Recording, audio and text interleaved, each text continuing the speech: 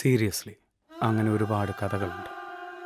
കർണാടകയിലെ ഒരു ടീച്ചേഴ്സ് ഹോസ്റ്റലിലാണ് ഈ കഥ നടക്കുന്നത്.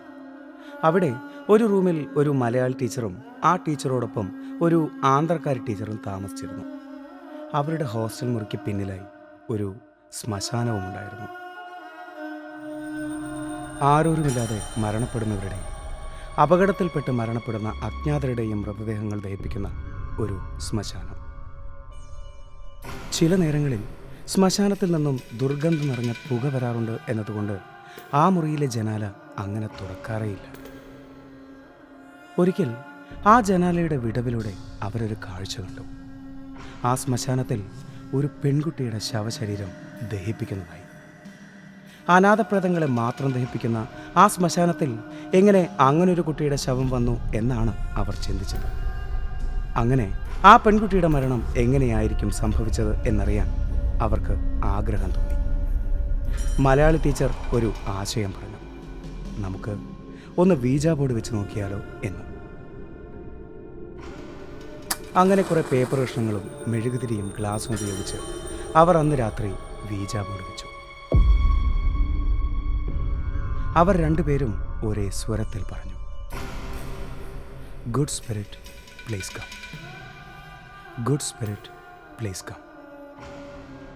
അല്പനേരം കഴിഞ്ഞപ്പോൾ അവരുടെ വിരലുകളെ നീക്കി ആ ഗ്ലാസ് നീങ്ങാൻ തുടങ്ങി. ഭയപ്പെടാതെ ടീച്ചർ ചോദിച്ചു, ആർ യു ഹിയർ? അതിന് മറുപടി ഒന്നും കണ്ടില്ല. വീണ്ടും ഒരൽപ്പം ഉറക്കെ ചോദിച്ചു, ആർ യു ഹിയർ? അതിന് മറുപടിയായി കാതടപ്പിക്കുന്ന ശബ്ദത്തോടെ ആരോ വാതിൽ തട്ടുന്ന ശബ്ദമാണ് അവർ കേട്ടത്. ആ മെഴുകുതിരിയുടെ അരണ്ട വെളിച്ചത്തിൽ അവർ കണ്ടു, ജനലിനോട് ചേർന്ന് ആ കട്ടിലിന് മുകളിൽ ഉയരമുള്ള ഒരു പെൺകുട്ടി മുടിയഴിച്ചിട്ടിരിക്കുന്നത്. ആ ടീച്ചർമാരെ തന്നെ നോക്കിക്കൊണ്ടിരുന്ന ആ പെൺകുട്ടിക്ക് അന്ന് സന്ധ്യയ്ക്ക് ശ്മശാനത്തിൽ കണ്ട മൃതദേഹത്തിൻ്റെ മുഖച്ഛായ ഉണ്ടായിരുന്നു. അതിശക്തമായ ഒരു ഇടിമിന്നലിൽ ആ രൂപം അവിടെ നിന്നും അപ്രത്യക്ഷമായി.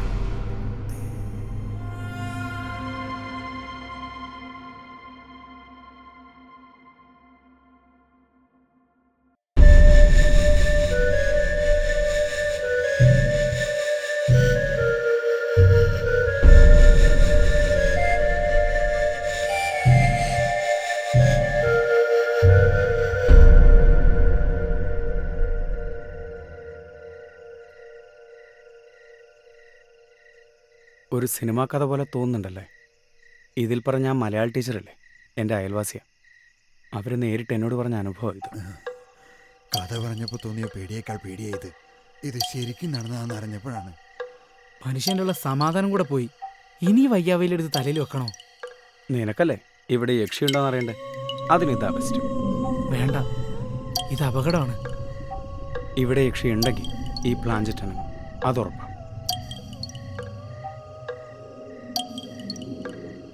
ഏകദേശം പേടിച്ച സ്ഥിതിക്ക് ഞാൻ സത്യം പറയാം. ഈ പ്ലാഞ്ചറ്റ് അനങ്ങുന്നത് പ്രേതമോ യക്ഷിയോ അനക്കിയിട്ടല്ല, അത് നമ്മൾ തന്നെയാണ്. അതിനെയാണ് ഇഡിയോ മോട്ടോർ ഇഫക്റ്റ് എന്ന് പറയുന്നത്. ഇനി അതെന്തു കുന്താ? അതായത് നമ്മൾ ഭയങ്കര കോൺഷ്യസ് ആയിരിക്കുമ്പോൾ നമ്മൾ പോലും അറിയാതെ നമ്മുടെ മനസ്സ് ജയിക്കുന്നൊരു കാര്യമാണിത്. അതൊരിക്കലും നമുക്ക് തിരിച്ചറിയാനും പറ്റില്ല. അതിനെയാണ് ഇഡിയോ മോട്ടോർ ഇഫക്റ്റ് എന്ന് പറയുന്നത്. ഇനി അതിനെപ്പറ്റി കൂടുതൽ അറിയണമെങ്കിൽ ഗൂഗിൾ ചെയ്ത് നോക്കിയാൽ മതി. അങ്ങനെയാണെങ്കിൽ നമുക്കറിയാത്ത പ്രേതത്തിന് മാത്രം അറിയാവുന്ന ഉത്തരങ്ങളിലേക്ക് കോയി നീങ്ങുന്നത് എങ്ങനെയാ? അപ്പോൾ അതൊക്കെ തള്ളാണെന്നാണോ? അങ്ങനെ ഞാൻ പറഞ്ഞിട്ടില്ല. ഇതുവരെ പരീക്ഷയുടെ എല്ലാ കേസുകളും അങ്ങനെ തന്നെയാണ്. ഇനി അങ്ങനെ അല്ലാത്ത വല്ലതും ഉണ്ടെങ്കിൽ കോയിൻസിഡൻസ് ആയിരിക്കും. ഒന്ന് പോയേ, കോയിൻസിഡൻസ്. നീ നിന്റെ യുക്തിയും കെട്ടിപ്പിടിച്ചോണ്ടിരുന്നോ? എനിക്ക് വിശ്വസിക്കാതിരിക്കാൻ പറ്റില്ല. അതുപോലെ തന്നെ വേറൊന്നുണ്ടല്ലോ. എന്താ അതിൻ്റെ പേര്? ആ, ചാർലി. ചാർലിയോ? ഇത് വേറെ സാധനം. ചാർലി എന്ന ഗെയിം കളിച്ച് ചാർലി വന്ന എത്രയോ അനുഭവങ്ങളുണ്ട്. കഴിഞ്ഞ കൊല്ലം പത്തനംതിട്ട ഒരു പയ്യൻ ആത്മഹത്യ ചെയ്തില്ലേ? അതുകൊണ്ടാണ് ഞാൻ പറയുന്നത്, ഇത് തമാശയല്ല. അതെ, അമേരിക്കയിലുള്ള ചാർലി ഇവിടെ പത്തനംതിട്ടയിലെ ബുദ്ധിയും ബോധവും ഇല്ലാത്തൊരുത്തം വിളിച്ചപ്പോൾ പറഞ്ഞിങ്ങ് വന്നു. ഇതൊക്കെ നിന്നെപ്പോലെയുള്ള പേടിത്തൂറുകൾ വിശ്വസിക്കും, എന്നെ കിട്ടില്ല. മോനെ, ഞാൻ വീണ്ടും പറയാ, ഏതൊക്കെയോ മന്ത്രങ്ങൾ ചൊല്ലിപ്പൂട്ടി യക്ഷിയ അകത്തിരിക്കുന്നത്. നീ ഈ വീജാ ബോർഡ് വെച്ച് വിളിച്ചിട്ട് അതിനെങ്ങാൻ പുറത്തിറങ്ങാൻ തോന്നിയാ നമുക്ക് ഇവിടെയും രക്ഷ കാണില്ല. കുറച്ചു കാലം കൂടെ പല്ലും നഖമൊക്കെ അവിടെ തന്നെ കാണുന്നുണ്ട്. ഇവിടെ യക്ഷി ഉണ്ടെങ്കിൽ ഈ പ്ലാഞ്ചറ്റ് ഒന്ന് അനങ്ങട്ടെ, അപ്പം ഞാൻ വിശ്വസിക്കാം. എന്നാൽ തുടങ്ങാം. ഓരോന്നിനും ഓരോ രീതിയാണല്ലോ. നമുക്ക് 3 പേർക്കും പ്ലാഞ്ചറ്റിൽ കൈവച്ച് പറയാം, good spirit please come, good spirit please come. Please come. Good spirit please come. Good spirit please come.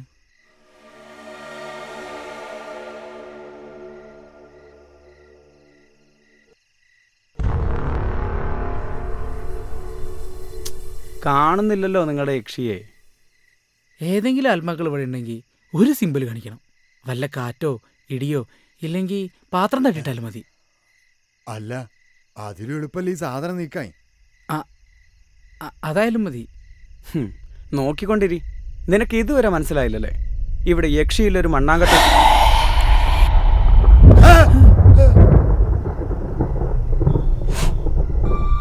നോക്ക്, ഇനി നിനക്കെന്താ പറയാനുള്ളേ?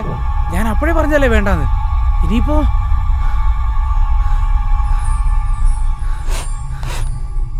നിർത്ത്. നിങ്ങളെന്താ എന്നെ പറ്റിക്കാൻ നോക്കുക? രണ്ടുപേരുടെ നാടകം കൊള്ളാം. ഇതുകൊണ്ടൊന്ന് എൻ്റെ വിശ്വാസത്തെ തോൽപ്പിക്കാമെന്ന് വിചാരിക്കണ്ട. തട്ടിപ്പ് പരിപാടി.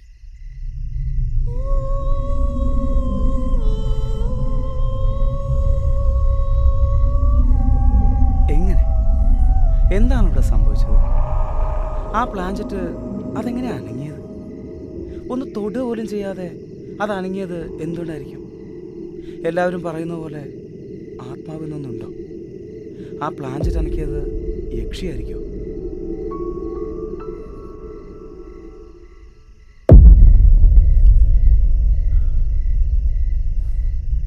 Good spirit please come.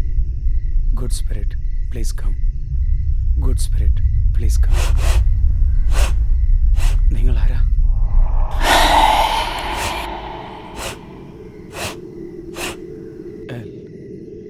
LUCI. Hari, എടാ, ഇത് ശരിക്കും അനങ്ങുന്നുണ്ട്. ഞാൻ പേര് ചോദിച്ചപ്പോൾ ലൂസി എന്നാ പറഞ്ഞേ. പക്ഷെ നിങ്ങൾ വന്നപ്പോൾ ഇത് നിന്നു. ലൂസി എന്നാണോ ആത്മാവ് പേര് പറഞ്ഞത്? LUCI എന്ന അക്ഷരത്തിലേക്കാ അത് നീങ്ങിയത്. ലൂസി എന്നല്ലേ പേര് പറഞ്ഞത്? അങ്ങനെയാണെങ്കിൽ LUCY അല്ലേ വരണ്ടേ? പിന്നെങ്ങനെ LUCI? ഇനി നീ പറഞ്ഞ പോലെ ലൂസിഫർ ആണെങ്കിലോ? ഉള്ള യക്ഷി പോരാഞ്ഞിട്ടാ ചെകുത്താനും കൂടി പിടിച്ച് കയറ്റിന് ഇതിൻ്റെ അകത്തേക്ക്. ഇത് മന്ത്രവാദത്തിലൊന്നും ഒതുങ്ങൂല മോനെ, കുരിശ് വേണ്ടി വരൂ. എന്തോ എനിക്കറിയില്ല, പക്ഷെ ഉള്ളിൽ എന്തോ തോന്നുന്നുണ്ട്. ആ ഉള്ളിൽ തോന്നുന്ന സാധനത്തിനാ മോനെ പേടിയെന്ന് പറയുന്നത്. നീ ഇനി ഓരോന്ന് ആലോചിച്ചിരിക്കണ്ട. ഞാൻ പറഞ്ഞില്ലേ, ഈ ലോകത്ത് നമുക്ക് മനസ്സിലാക്കാൻ പറ്റുന്നത് മാത്രമല്ല, അതിനൊക്കെ മുകളിൽ ഒരുപാടുണ്ട്. അതിനൊക്കെ പേടിക്കാൻ മാത്രമേ മനുഷ്യന് പറ്റൂ.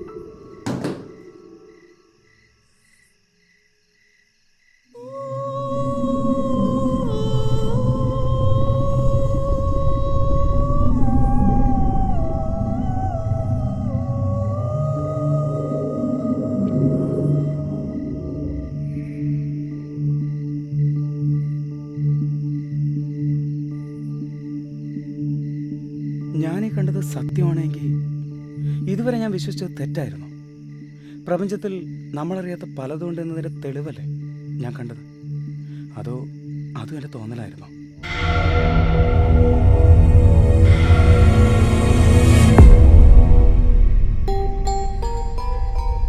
പടിഞ്ഞാറ്റേ തളച്ചിട്ട് യക്ഷി തന്നെയാകുമോ?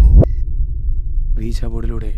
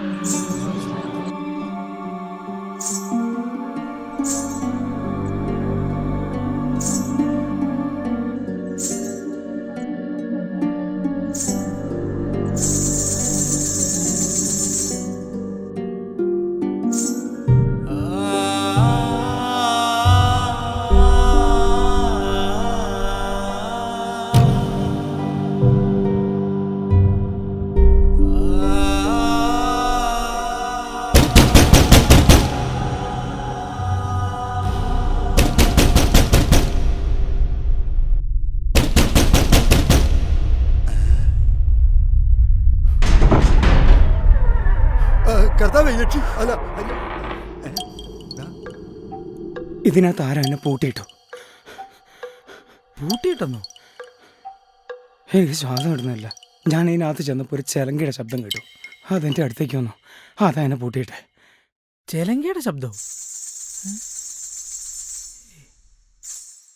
നിന്റെ ശബ്ദം കേട്ടിട്ടാ ഞങ്ങൾ ഇങ്ങോട്ട് ഓടി വന്നത്. ചെലങ്കേന്റെ ശബ്ദമൊന്നും ഞങ്ങൾ കേട്ടില്ലല്ലോ. എന്നെ പൂട്ടിയിട്ടത് അവളാ. അവളെ കാല് ഞാൻ കണ്ടതാ. അവളുടെ ഉപ്പൂറ്റി മുമ്പോട്ടായിരുന്നു. ഞാൻ വീണ്ടും പറയാം രണ്ടാളോടും, നമ്മളെന്തിനോടെ കളിക്കുന്നത് പോലും നമുക്കറിയില്ല. പക്ഷേ ഒന്നുറപ്പാ, അത് നല്ലതിനല്ല. വേറെ ഒന്നും എനിക്ക് പറയാനില്ല.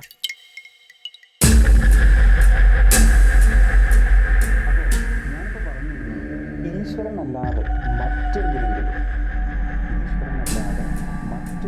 വിശ്വസിക്കുന്ന ആളുകൾ അതെന്തായിരിക്കും ആ മറ്റൊന്ന്?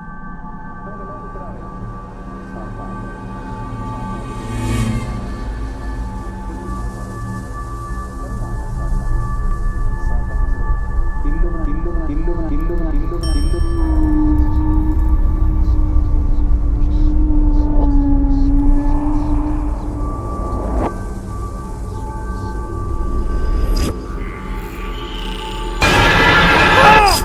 എന്താ എന്തു പറ്റി? ഞാൻ ഈ ലാപ്ടോപ്പിൽ എന്താടാ എന്താ നീ കണ്ടേ? ഞാൻ ലൂസിഫറിനെ കുറിച്ചൊരു വീഡിയോ കാണുമായിരുന്നു. അപ്പോൾ ഈ സ്ക്രീനിൽ. നീ എന്തിനാ ഈ നേരത്തൊക്കെ അത്തരം വീഡിയോ കാണുന്നത്? ചിലപ്പോൾ അത് കണ്ടപ്പോൾ നിനക്ക് തോന്നിയതാവും. അല്ലടാ, എൻ്റെ തോന്നലല്ല, സത്യമായിട്ടും ഞാൻ കണ്ടതാ. എടാ നീ പേടിക്കാതെ. പേടിക്കണ്ടെന്നോ? നിനക്ക് എങ്ങനെയാണ് ഇങ്ങനെയൊക്കെ സംസാരിക്കാൻ കഴിയുന്നത്? നേരത്തെ സാധനം തനിയാണെങ്കിൽ നീയും കണ്ടതല്ലേ? അത് നിന്റെ തോന്നലായിരുന്നോ? നിന്നെ ആ മുറിയിൽ ആരോ പൂട്ടിയിട്ടത് അതും നിന്റെ തോന്നലായിരുന്നോ? ഇപ്പം ഞാനിവിടെ കണ്ടത് എനിക്ക് മാത്രമേ അറിയൂ. അതൊരിക്കലും തോന്നലല്ല. ആ കൈ അത് ഞാൻ നേരിട്ട് കണ്ടതാ. അതൊരു സ്ത്രീയുടെ കൈയായിരുന്നു. എനിക്ക് തോന്നുന്നു അത് യക്ഷിയുടെ. എടാ അങ്ങോട്ട് നോക്ക്.